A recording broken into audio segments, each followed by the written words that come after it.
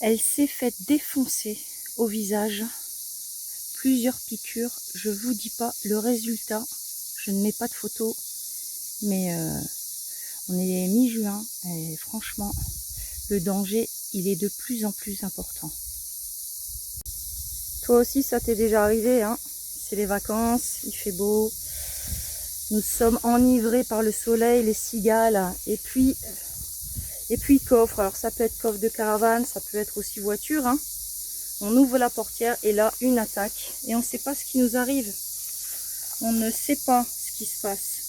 Ce qu'on sait juste, c'est qu'on entend du bzit et qu'on se prend des douleurs incroyables dans le visage. Souvent. Parfois sur les bras, les mains. Et on a tellement peur qu'on se barre. Ben oui. Le coupable, c'est celle-là, c'est cette guêpe. C'est la guêpe pauliste. La guêpe pauliste, elle se met souvent dans des endroits comme ça, nichés au chaud. Vous voyez, là je m'approche. Ça ne lui plaît pas, elle sort.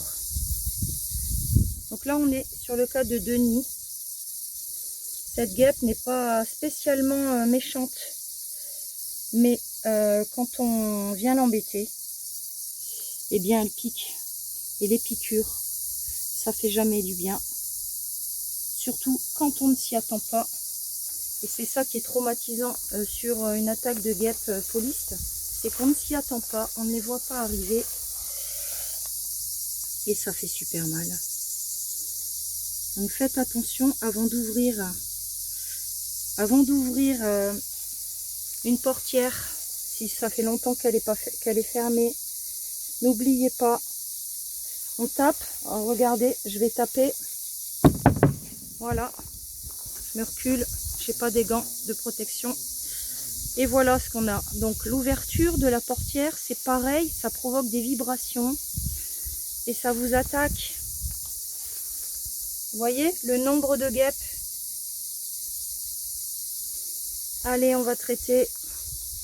Prenez soin de vous et faites gaffe à ces petites guêpes pas bien méchantes, mais qui peuvent provoquer des piqûres incroyables.